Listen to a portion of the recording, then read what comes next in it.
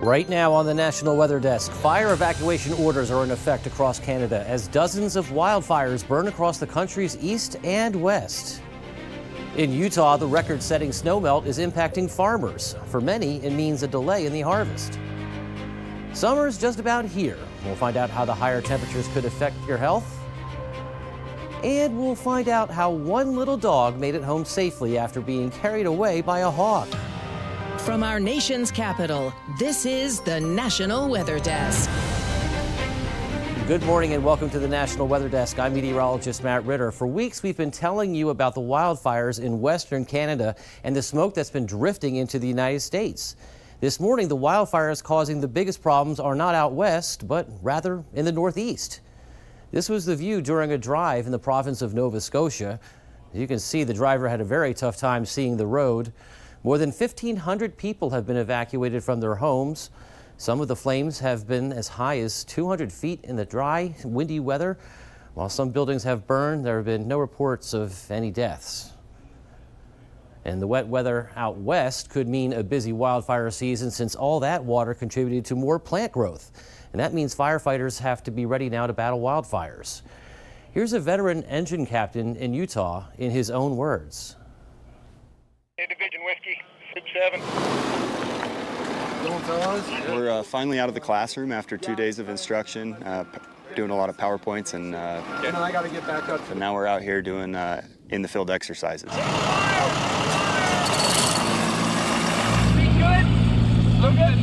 A simple mobile attack. Rolling the truck, putting fire out while moving. It's all good with the engines, and if we get these spot fires taken care of. This one here is a spot fire, and it's a scenario to go through a trapment scenario. So create a little urgency. Create a lot of urgency. Yep. Get them familiar with that feeling and how important it is to make those quick decisions. That could be some real life stuff. Like How valuable are these exercises to, implementing it in the real thing when it comes? I think it's super valuable. This is the time that we can slow things down or speed it up on purpose. People can get familiar with the processes and those standard operating procedures. It takes that classroom experience and really gives them something to start when they get to the field.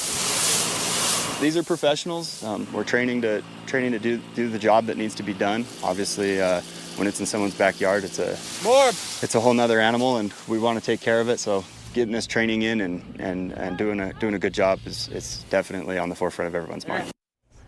The record snowfall in Utah is also having a big impact on local farmers. For many, it means delays in planting and harvesting. Christina Flores has details.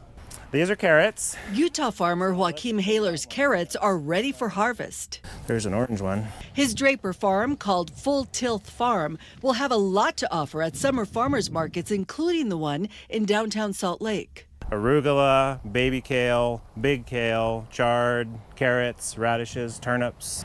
In a few weeks, his tomatoes will be ready for market too. The extended winter and continuing snowmelt affected planting on many farms in Utah this year. Of course, everyone's delayed. People are having a hard time getting stuff planted, which is just part of the gig, right? Joaquim says his crops caught up and are now ready for market. On June 3rd, we will have loads of produce. Carly Gillespie is with the downtown Salt Lake Farmers Market. The nice thing about the downtown farmers market is that we have farmers coming from across the state.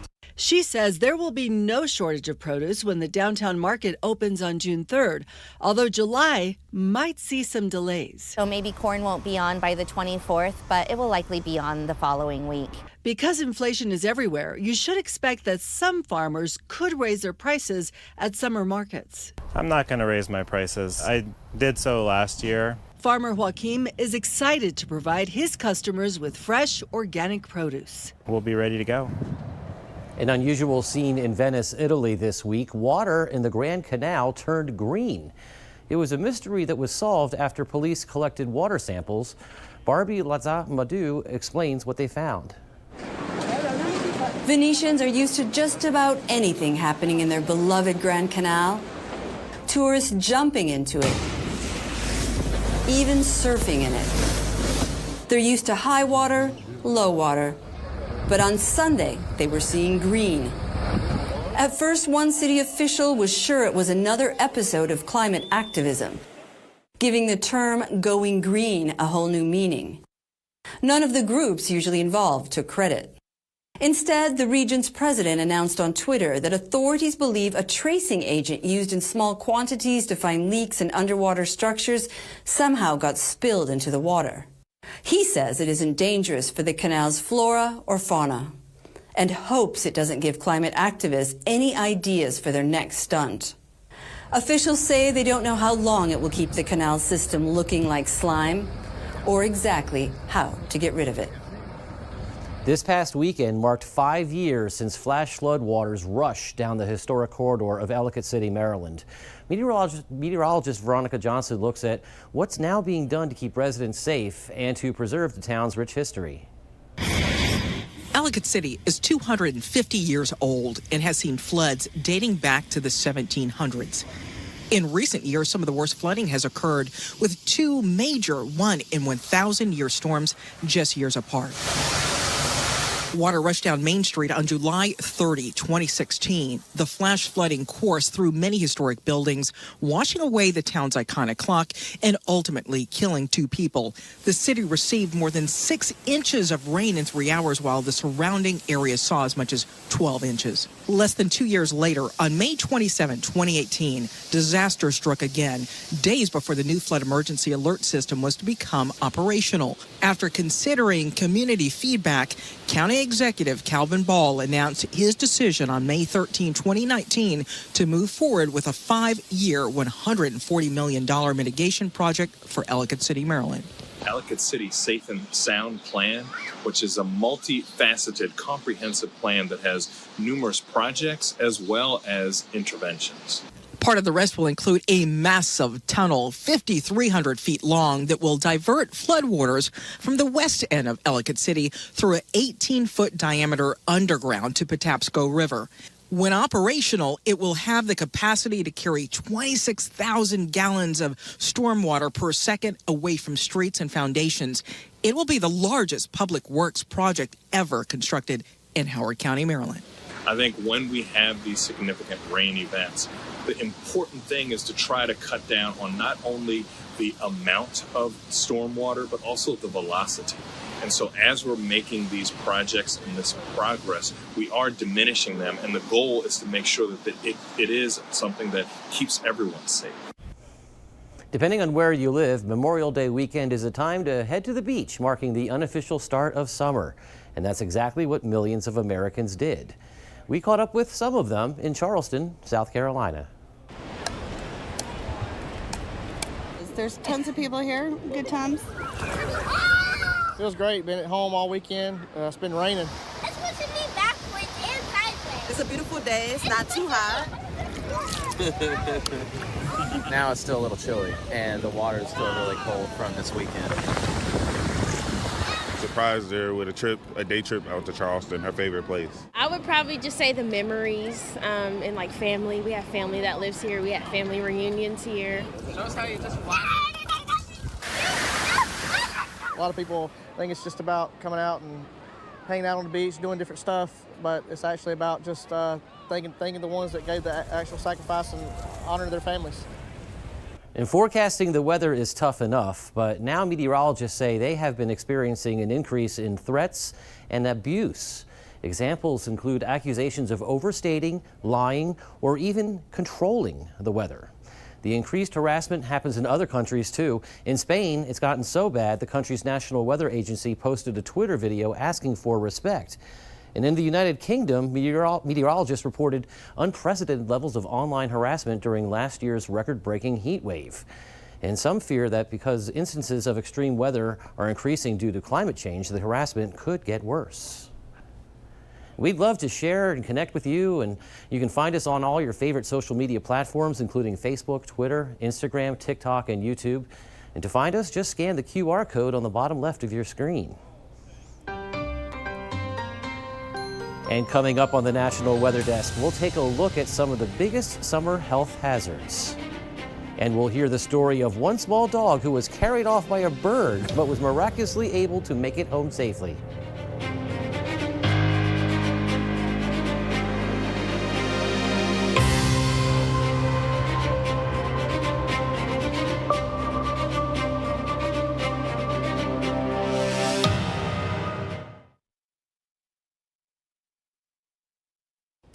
Well, we're looking at a really nice Tuesday all across the Northeast. Temperatures will run in the 60s down towards the coast. So yeah, a little bit of a sea breeze developing, but 70s and 80s inland.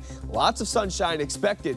A wildfire out in Nova Scotia may bring some surface smoke down towards areas in southern New England, across coastal Maine as well. But as we get a look at the high temperatures for the day on Tuesday, we're talking 60s down towards the coast, 70s in New York, 80s inland. I'm meteorologist Jasmine Lomax with a look at the mid-Atlantic region. Many areas start with dry weather, sunshine for northern parts of the region where high pressure dominates, and then more clouds for southern parts of the region as we head into the afternoon. There's the chance for very stray showers along coastal areas. Most of us will stay dry throughout the day, and high pressure moves in for Wednesday, meaning dry around the region. Temperatures reach the 60s, 70s, and 80s this afternoon before cooling down overnight. I'm meteorologist Vitas Reed. Here's a look at your southeast highs for the day. Looks like we're seeing temperatures right around 83 degrees Atlanta, 85 in Macon. Still a little bit mild up in Raleigh at 74 degrees compared to Tampa, 90 degrees, 87 West Palm. Birmingham, about 84 degrees. We do have plenty of sunshine from Atlanta stretching back towards Memphis and Jackson. Parts of Florida getting some sun. Still those clouds holding on towards Raleigh with that onshore flow. A few spotty showers in the afternoon expected here and there, so keep an umbrella nearby.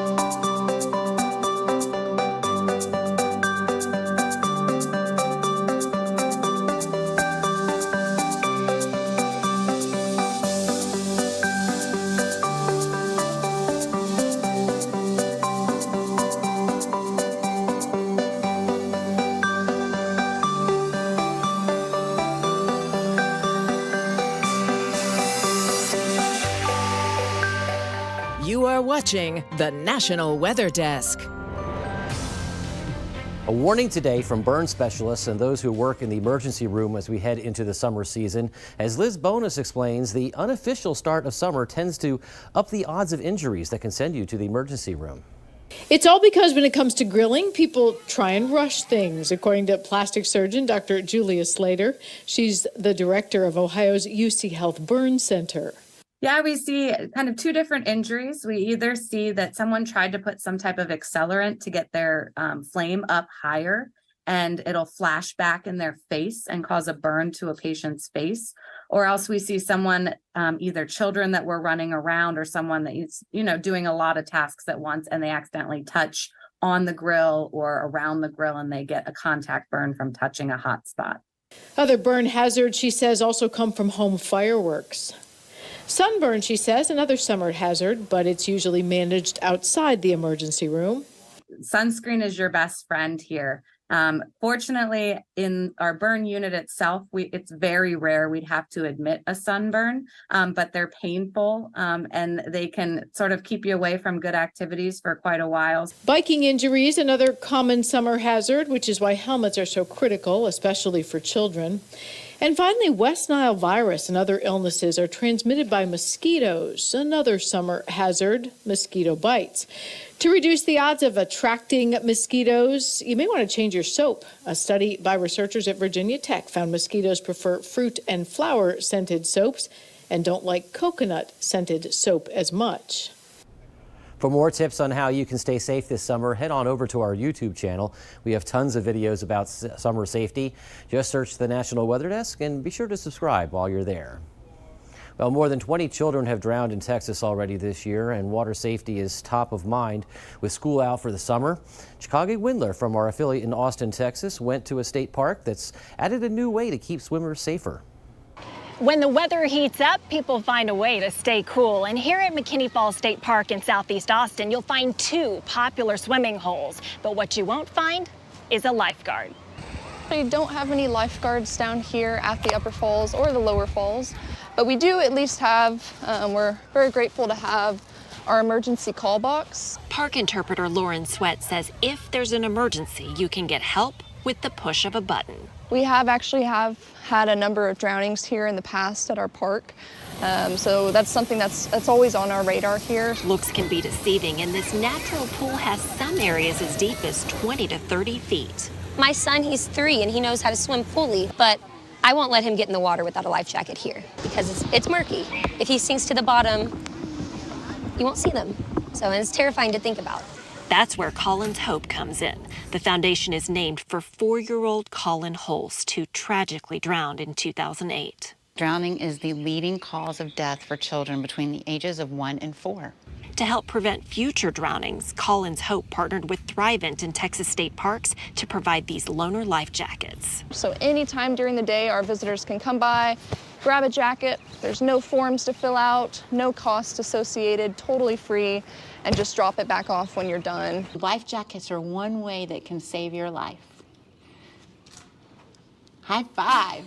2-year-old Carson is one of the first to test out this new life jacket loaner station. His mom, Brianna, is thankful, especially after a young nephew nearly drowned at a pool party. Luckily, an adult was falling right behind and he heard him splashing around and he was able to jump in and save him. But yeah, it was a close call for sure. And it's a sure bet that these falls can turn into torrents when it storms. All of us Texans know weather can be pretty unpredictable. We've had a lot of rain this season.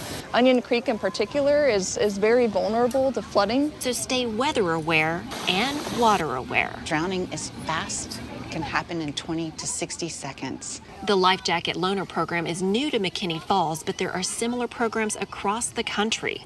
You can find one near you at boatus.org. In Southeast Austin, I'm Chicago Windler for the National Weather Desk. And we're familiar with the term lucky dog. There is one very lucky dog recovering in California this morning. Lucky because its owner says he watched as a giant bird flew off with his dog in its talons. How did he get him back? Monty Torres has the story. It's his service dog, and they've been closer than thieves for as long as I can remember. And he was crying. And he told my sister that the dog was gone. Carter says her brother was out riding his scooter in Los Banos Thursday with his service dog Porter on the back when suddenly he felt something kind of nudge his back forward, and he turned around and the dog was gone. Until, Carter says, he looked up. And he noticed a bird flying with the dog in its claws, and it flew away until he couldn't see it anymore. A big bird. It was either a hawk or an eagle. He's not sure, but the dog, it was like Jeepers Creepers. The dog was in the clutches and they were flying away. It was a sad night for Carter's brother and the family, thinking the dog was gone for good until... Well, today I was looking on Facebook in one of my community pages and I saw the dog. Same Harley leather jacket, same helmet, which probably saved his life. I said, that's Porter. Oh, my God. I called my brother. He was crying. I was crying. 10 minutes later, Porter was home with his family with just a few scratches and bruises, but none the worse for his amazing run-in with the Raptor. Good ending there. It took 18 months to restore a steam engine at Yosemite Mountain Sugar Pine Railroad. All those atmospheric river-related storms from this past winter complicated getting that train moving again. Rich Rodriguez was there as they rolled engine number 10 out of the barn. Locomotive number 10, 95 years old and still making steam, is ready to roll down the tracks again. The restoration project took 18 months. About every 15 years, you got to replace the ties or the tubes inside the locomotive. This 84.5-ton locomotive got a complete paint job. The old covering was sanded down to the metal. We rebuilt the firebox, we redid the boiler jacket, we replaced the asbestos insulation that was on it. A lot of work. While number 10 was getting a lot of attention, rain rolled through the mountains and created a big problem. We had 3 atmospheric rivers that dropped 15 to 20 inches of rain, and we have a large sinkhole that's on our railroad right now. There was an old cedar box culvert that was down there. It was over 100 years old, and that culvert either failed or was overwhelmed or a little of all of the above. McGee says the bottom of the hole was 25 feet below the tracks. An estimated about 700 cubic yards of material, which is a lot of truckloads and then a lot of trips down to fill it all in. McGee says the project is finished and ready for trains to roll on by. All aboard.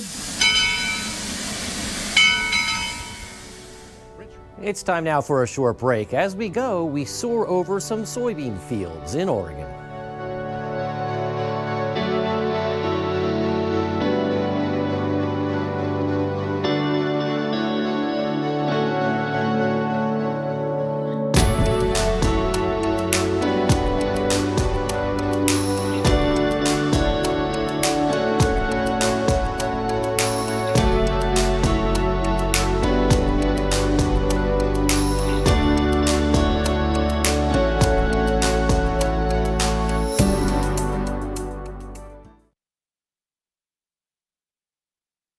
Good Tuesday morning, everyone. I'm meteorologist Andrew Buck-Michael. Today, we got a little bit of scattered rain across the plains, maybe even a little bit out over the Ohio Valley. But unfortunately, we could use a lot of rain for most of the Midwest, and there's not a whole lot of it on the way for us. Heading into the day tomorrow, we continue to heat things up. A lot of 80s and some 90s as we head into your Wednesday. By the time that we get to Thursday, still not a lot of rain. Got some out here across the plains, and plenty of 80s and even more 90s for Thursday. Good Tuesday morning. I'm meteorologist Joe DiCarlo. Look at our forecast across the region. Quiet this morning, 60s and 70s to get your day going. We do have an isolated rain chance from Arkansas and Oklahoma, Texas and Louisiana, but coverage is going to be fairly low this afternoon. Temperatures in the 80s, mid-90s though, out towards El Paso, 95 for an afternoon high temperature. Overnight, pretty quiet, 60s and 70s for morning lows. As we head throughout the day Wednesday, partly sunny and isolated rain chance again, highs mainly in the 80s. Good morning. I'm meteorologist Rebecca Stevenson. Here's what's happening across the West. We've had below normal temperatures around parts of the Pacific Northwest, whereas the South has been very, very warm and well above normal. Now, as we get low pressure tracking across the stationary front, that's exactly what's going to spawn to the south. Showers and thunderstorms bringing some localized flooding in parts of California to Nevada, and a little drizzle from a new system along the coast. That's the scene from here.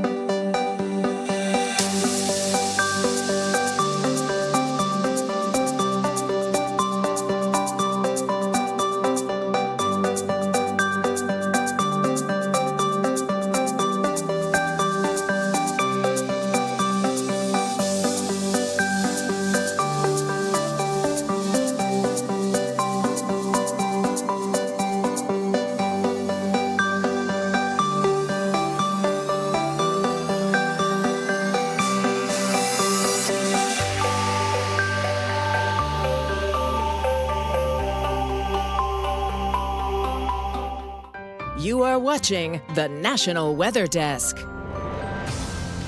And sometimes it can be hard to tell when the coldest time of the day is. A lot of people think it's right after sundown, but that's not always the case. The Ron Zahn has a look at why sometimes the coldest time of the day is actually right after the sun comes up. Sometimes the coldest part of the day can actually be right after sunrise. The reason for that, all night long, the Earth's atmosphere is giving off the energy and heat that was charged up the day before by the sun. Well, the sun does come up, but for those first few moments, the sun isn't giving enough energy to make up for how much energy is still being given off by the Earth's atmosphere. So for a short time, the coldest temperatures of the day happen as the sun comes up. And we'd love to share your weather content on the air. You can find us on all your favorite social media platforms, including Facebook, Twitter, Instagram, TikTok, and YouTube. Just search at Weather Desk or the National Weather Desk. And don't forget to check out our podcast, Off the Radar. New episodes drop every Tuesday.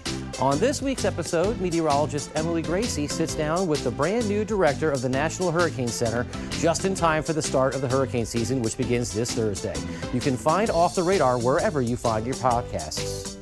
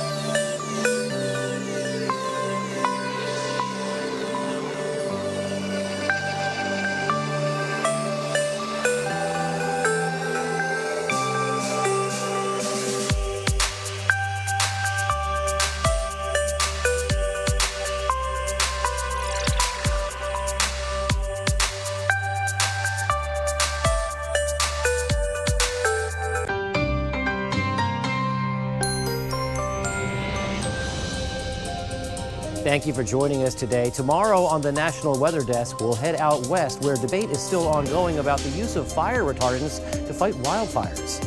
I'm meteorologist Matt Ritter. Make it a great Tuesday, and we'll see you back here tomorrow.